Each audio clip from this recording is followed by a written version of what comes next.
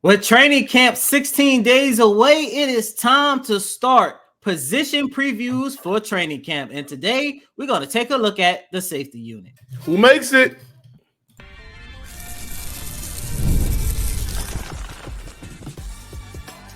You are Locked On Texans, your daily podcast on the Houston Texans. Part of the Locked On Podcast Network, your team every day.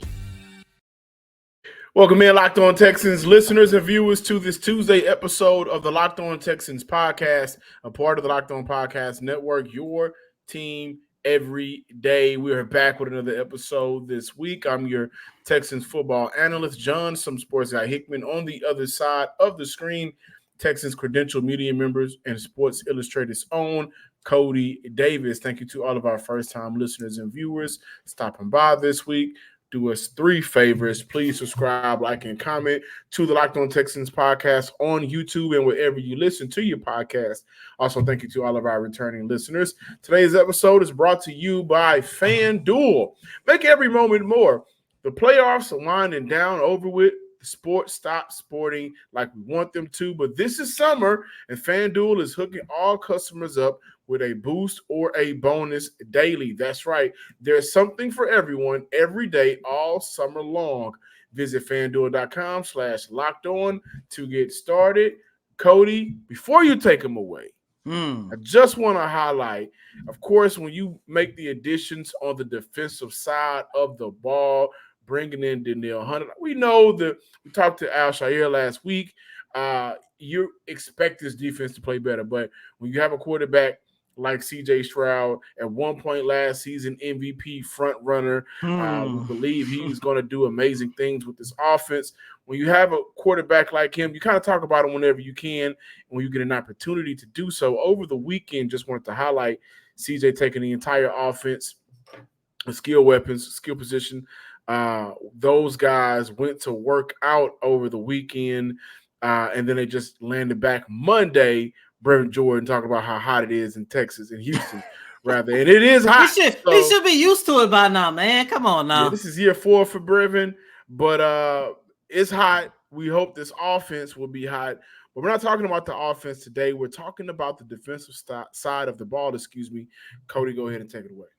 Training camp is officially 16 days away for your Houston Texans, and John and myself, we thought it'd be a good idea and the perfect time to start our training camp previews. And throughout this whole entire series, we're going to break down and look at every single position. When I brought this idea to John, he thought it would be a good idea to start with the safety unit. John, thank you, because normally when you start these type of series off, you got to start with the quarterback. I want to save that for last because, there's nothing you can say about CJ and his quarterback position. But there's a lot we have to say about the safety unit. So we're going to basically look at this whole entire safety unit as of right now. We're going to close out the show talking about safeties who are on the bubble. We're going to talk about the biggest storylines entering training camp at that position group. But, John, I do want to give the listeners and viewers some background information, some knowledge on what this position group is looking like 16 days away from training camp at the time of this recording, because with the money that they still have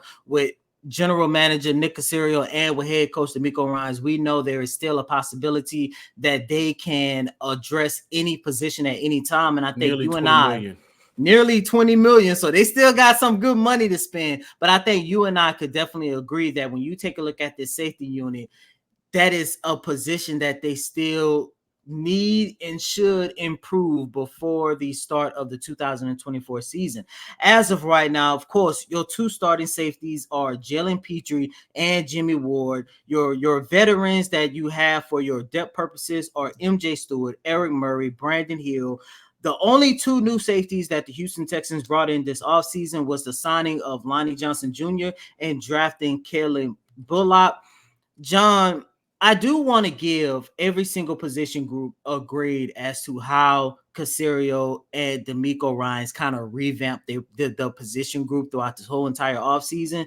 I know I might get killed for saying this, but I'm going to give them a D+ as of right now. Because this safety unit, man, I just keep looking at the fact, and I know you guys have heard me say this throughout the whole entire offseason.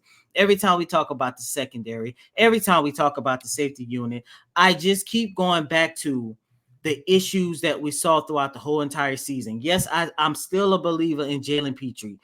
Jimmy Ward did show us some flashes, but I'm not too sure I'm confident in both of those players, especially Jimmy Ward, knowing the injury battles that he had to go through last year. I know I've talked about this several times throughout the offseason as well. Hopefully this is the last time I'm going to bring it up. The Houston Texans finished the 2023 season giving up an average of 234 yards in the air, 22nd in passing defense. You know you're not going to blame your cornerbacks. You can't blame Derek Stingley Jr. You damn sure could not blame Steven Nelson when he was here. It always went back to quarterbacks and teams attacking the deficiencies of this safety unit, and with them only bringing in Lonnie Johnson Jr. and a rookie in Kalen Bullock, who I believe he has the potential, but as of right now, after OTAs and mandatory minicamp, I have not seen enough to say he's going to leave a huge stamp on this position group. And to go back to something that Coach D'Amico Ryans have said, the reason why he put so much stock into this defense, from the D-line to, bringing in cornerbacks to see who's going to start opposite Stingley, and of course, bringing in,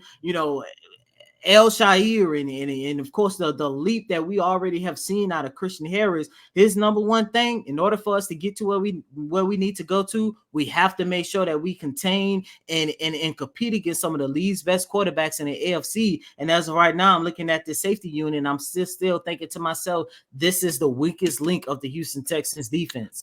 Yeah, man, D+ is tough. That is super tough. I agree with you in terms of question marks are still there. Now, I want to give the safety some credit. While they did struggle last year, there were on multiple occasions, I think, issues with the second line of defense for Houston from the linebacker group and them being able to cover crossing routes that I think really hurt Houston as well. But the safety unit, like you mentioned, Cody, did not have a good year. I'm not going to talk about Jalen Petrie. I'm not going to bring up his struggles. We've talked about it over and over again. When I grade this safety unit, again, I'm going to grade this safety unit somewhat, and it's kind of unfair, but on the premise of I think that they will look to make a move. Haven't heard anything, cannot confirm anything. If I did, Cody and I will let you know. But I do believe that they're going to make a move, and I think that a D+ is – it's tough. I know. Tough. It's a little unfair, but the reasonings behind it, I can't, disagree with you on. I really like the kid out of USC. I think he's a great addition, and I think he's going to allow Houston to have a single high safety, said it over and over again.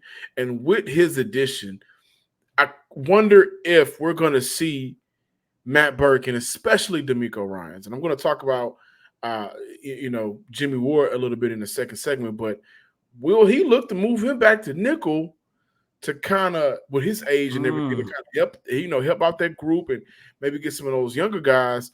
That's a thought of mine. I also look at year 3 for Jalen Petrie, and I'm thinking to myself, man, you just got to get better. I'm not even factoring in Lonnie Johnson.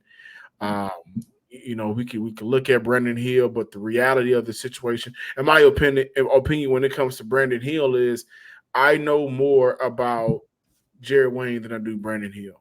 And Brandon Hill actually had an opportunity to play in a regular season game for Houston last year, but can't really judge him too much, right? Safety is one of those positions where you got to see him get out there and play. I say all of that to say this: I think a C- is where I would rank this group right now. Rookie with no NFL experience, veteran Jimmy with and again I'll talk about him some more, but trust factor there for Jimmy, right? Physically, and you cannot really bank too much on a rookie to change. And we've seen it with this very franchise before, where a rookie can kind of change things and the dynamic of a defense, offense, or either side of the ball that they're on but that's a lot to put on the shoulders of a third-round pick, fourth-round pick. So Day 2 pick. Day two pick. It's a lot to put on the shoulders. I think a C- is fair.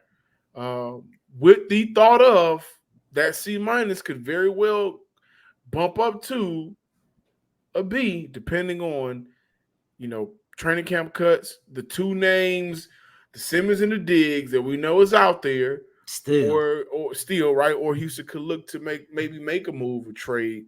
They got a lot of money. They have the money to have the flexibility to bring in an outside guy to improve their defense on the back end of it. We're going to see that group be competitive, but even with that competition, I don't know if there's a truly standout for sure. You are going to start safety in the mix. We know Stingley's going to start, right? We know Harris is going to start. We know certain guys on that defense will start. Safety, I think, has question marks for both free and strong. I love sports just like the next guy and woman, of course. I love them so much. I never want them to stop. But I also know that athletes need a break. And with the playoffs over with, we're getting fewer games. You got baseball, got WNBA, which is hot right now. But the sports are not really sporting like I want them to. But don't worry, guys. FanDuel lets me keep the sports going whenever I want. All I have to do is open the app and dream up bets anytime I'm in the mood. And after a few drinks, I'm always in the mood to open up the sports betting app like FanDuel and keep the sports rolling. This summer, FanDuel is hooking up all customers with a boost or a bonus daily. That's right. There's something for everyone every day all summer long. So head on over to FanDuel.com/locked-on and start making the most out of your summer. You're sitting on the couch anyways. You're thinking to yourself, maybe I'll do it today, maybe I'll do it tomorrow. No, do it right now. FanDuel, the official sports betting partner of the MLB.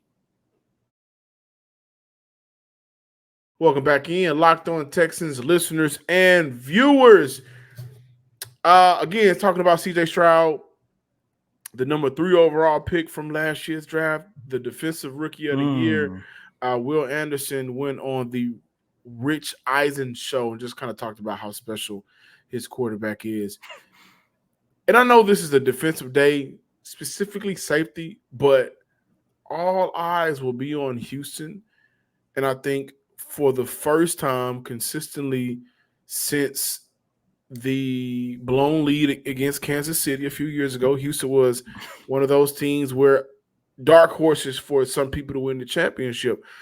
We know the story. We know the tragedy. Everything went down from there. But, with a quarterback like CJ, and his face card is amazing. There's nothing bad you can really say about him as a person or a player. This team will be in the light a lot, which is why we have to talk about the biggest storylines at that safety position.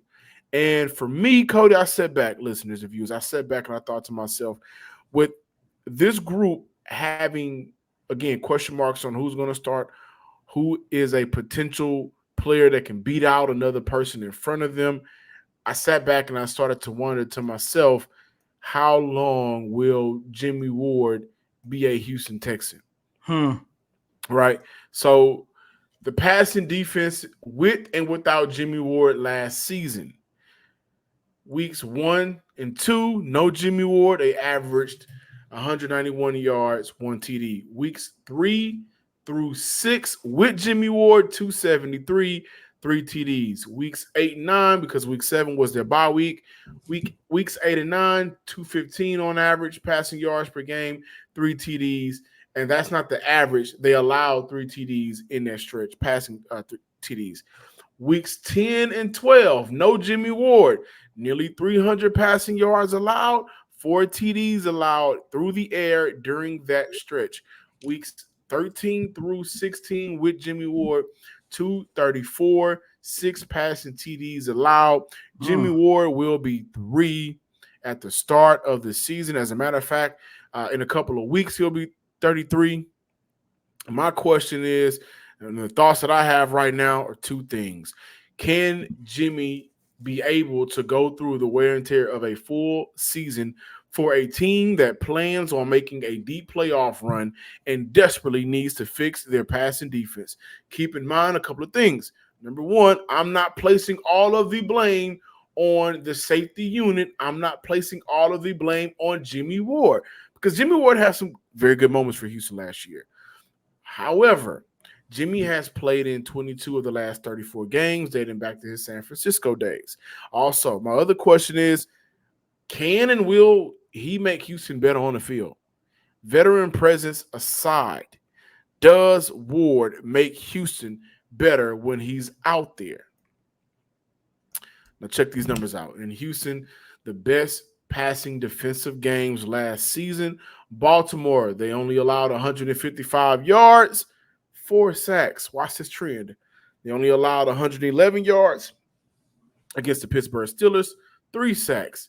They only allowed 180 yards against Carolina, 6 sacks, and 13 sacks combined in the 2 Titans games. Only allowed 138 in the first meeting, 134 in the last meeting. That's a ton of help from the front four. And trust, it's not just Jimmy again, but I wonder when his age, health, and the fact that Houston has enough money to potentially sign and upgrade at that position is important for me when I look back and I look at Jimmy and I say, man, I don't know how long he's going to be a Houston Texan. And if he is a Houston Texan, Desmond King is still on this roster, right? There's a lot of talk of whether Kamara will be inside and outside. I think right now, Cody, stop me if I'm wrong, he's proven to be able to play outside. Correct. Desmond King is your slot. Does Jimmy go back to nickel? Right? I think that's something we need to look at.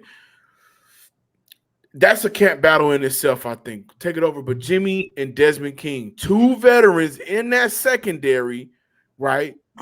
They keep one maybe. I mean, they keep one of them. But of those 2, when you want to get the most out of a player, maximize that situation, looking at Jimmy back at safety isn't a bad idea. But here's the thing. I mean, nickel, I'm sorry. But here's the thing. If you want to get the best out of both of them, it's going to be Desmond King, because Jimmy Ward does not like to play nickel. Now, maybe he'll change his tone, but remember, that was part of the he never said that, but he, that was part of the reasons why he decided to depart from San Francisco. And from what I've been told about that situation was the fact that Coach DeMeco Ryans and him did come to an agreement that he will be playing his quote unquote natural position, which is safety. So, but once again, John, I do want to look at that and see whether or not he would change his tone, because if we go back a year ago, you're looking at a situation where Jimmy Ward is coming off of one of his most successful campaigns in his career, coming to a team where it was like, at best, I mean, this time last year, we was all like, look, we're going to get our knees and sing the praises to the Most High. They just won 7 games, so you really didn't know what you have. Now you know what you have. Championship aspirations. If somebody emerges throughout training camp, or they address that need before training camp and bring in some talent or whatever the case might be, or if Coach DeMeco Ryans, to your point, Matt Burke, think back to themselves, you know what, let's change this position group. Jimmy, we're going to put you down to the nickel position. Would he change his mindset? Because now he go from having one of his most successful campaigns of his career to one of his worst due to injuries, unfortunately. And the Houston Texans go from, look, we'd be happy we win 6 or 7 games, to we going after that Vince Lombardi trophy. We do expect to be in New Orleans. So a lot has changed over the last 365 days since all of that came out. But John, the one thing that I'm looking at, my biggest storyline going into training camp, looking at the safety unit, is a guy that I've been high on over the last 2 seasons, and that's Brandon Hill. The 7th round pick, the first 7th round pick that Nick Caserio drafted during the 2023 draft. Both Nick Caserio and Coach DeMeco Ryans had a lot of great things to say about him leading up to training camp. Early in training camp, he had sustained an injury. I can't remember which one it was. I think it was like it was a lower body injury, I know for sure. But went through an injury, missed majority, if not all of the rest of training camp, and basically had to find his way throughout his rookie season. Played all except for 1 snap on special teams. Had an opportunity to talk to him during the final day of locker cleanout day at the end of the 2023 season. Brandon Hill told me that his number one focus throughout the whole entire offseason was to utilize the lessons that he learned throughout all of the veterans that he's been studying with, talking to throughout his whole entire rookie season, working on his game. I do remember right before the draft, we had an opportunity to talk to Nick Caserio. Nick Caserio did highlight Brandon Hill as one of the guys who is going to have a quote-unquote fresh start to prove and showcase what he can do throughout training camp if he can stay healthy. He put Brandon Hill in the same class as Kenyon Green, so you already know what Brandon Hill is looking at. They got a chance. He definitely have a chance. And the reason why I've been so high on Brandon Hill is because when you go back and you take a look at his last 2 seasons at Pitt, you're looking at a situation where this guy, you can see the potential. Recorded a combined 147 tackles, 6 pass deflections, 2 interceptions. He can make plays on and off the ball. He's pretty solid at stopping the run when you put him in the box. There's so many things that you could do with Brandon Hill, but he just needs an opportunity. And John, I wonder if they are looking at the potential in Brandon Hill, what they saw out of him, and thinking to themselves, you know what? Maybe we don't have to put too much money into free agency and addressing this need because we already have somebody. If he can stay healthy and have a really good camp, he can be that guy that we could utilize for depth purposes and maybe beat out one of these safeties at the starting unit. And you know, right now, I don't think he's going to beat Jalen Petrie, which brings me back to your point. What is going to happen with Jimmy Ward? The thing about Brandon Hill, we just don't know who he is. Exactly. Like with Kenyon Green, we have somewhat of an idea and thought of him. It's not a good idea. It's an idea I want to ball up, throw away. Right, but at least we can say, okay, here is the floor, and we know where we need to start to get better. I feel like with Brandon Hill, we're just in limbo land, not having the knowledge to say what he can and can't do to potentially beat out anybody on this roster. So I can't say he'll beat out Lonnie Johnson, but I do think that's important in terms of storylines because he's going to get the shot. He's going to get the chance. And again, that group will have maybe, and this is NFL level, right? If this was high school or college, it may not be as important, but the NFL level, from what I've seen at training camps, that group will have some very good competition at the bottom of the depth. And it's not a deep group, right? Oh my gosh. Yeah, because I don't know who Brandon Hill is. We got to know, can Jimmy Ward hold up? And Eric Murray, right? Like Eric Murray, what's my guy? MJ Stewart. So the bottom of that group is going to be competitive. The top half, I think, was going to be like, maybe they need to still invest into that position with a known name. And that's going to take us to the bubble. We're going to judge the safety unit, who's on a bubble entering training camp. Today's show was brought to you and sponsored by BetterHelp. Listen, comparison is the thief of joy. And sometimes with Instagram and with social media in general, with the access that we have in this day and age, it is easy to envy other people's lives. It may look like they have it all together on IG, but in reality, sometimes they really don't. And therapy can help you focus on what you want instead of what others have. All right, let's not get caught up in keeping up with the Joneses. Let's take care of our household first so you can then start living your best life. I'm living my best life. Start living your best life and worry about what you can take care of in your own home, guys, and not get caught up in other people's reality or their, again, social media. If you're thinking of starting therapy, give BetterHelp a try. It's entirely online, designed to be convenient, flexible, and suitable to your schedule. Just fill out a brief questionnaire to get matched with a licensed therapist and switch therapists anytime for no additional charge. Stop comparing and start focusing with BetterHelp. BetterHelp. Visit BetterHelp.com/lockedon today to get 10% off your first month. That's BetterHelp, HELP.com/lockedon. Welcome back, Locked On Texans listeners and viewers. Before we close out today's show, on the bubble entering training camp, the safety edition, Cody, go.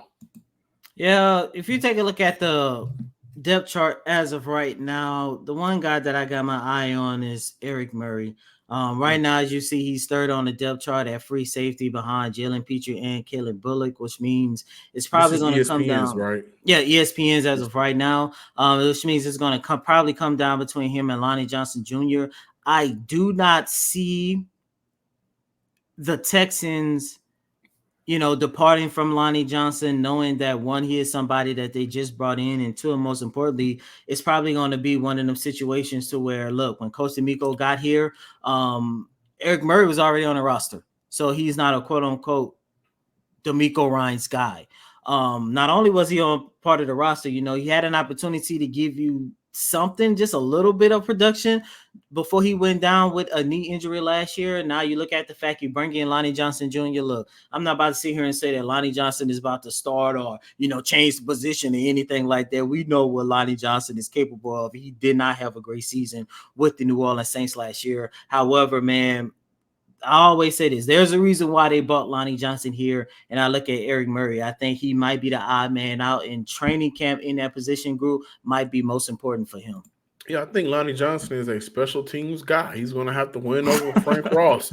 Right, how long has Frank Ross been here? Long enough to know. Right, him and Danny Berry. Long enough to know Lonnie Johnson and what he can do on special teams. Can you put that graphic back up? We're looking at Lonnie. We're looking at Murray. We're looking at Hill. We're looking at MJ Stewart. We're looking at the rookie Caleb Bullock. I'm going to be honest with you, man. I think your guy, Brandon Hill, is on the bubble. Again, that's just based off of we're in limbo land with what he can and can't do, right? That's As fair. of right now. And I would point to Lonnie Johnson. Listen, I'm not looking for Lonnie to make splashes at safety. No disrespect to Lonnie Johnson whatsoever, but I am looking forward to him being a impactful player on special teams. The thing about that is sometimes you can find another player to do that, and sometimes that other player is already on your roster. So when you look at a Eric Murray, when you look at an MJ Stewart, do we think those guys are going to be playing in 80% of the defensive snaps for Houston? No, they're going to have to find ways to get them on the field, and special teams is a unit to where they could shine. So those are my two guys that I think going into camp right now will be on the bubble. Thank you guys for watching and listening to today's episode of the Locked On Texans podcast. I think Jimmy Ward's going to make around $4.5 million this year. Keep in mind, Houston has $18 million, nearly roughly 20 M's to play with. And I think that they will use it. It's going to be some tough decisions made at camp this year. But please subscribe to the Locked On Texans podcast on YouTube and wherever you get your podcast. And follow me on Twitter at John_Hickman12. And as always, I'm your host, Cody M. Davis. Please remember to follow me on Twitter at CodyDavis_24. Once again, it's Cody, COTYDAVIS_24. Until next time, ladies and gentlemen, peace.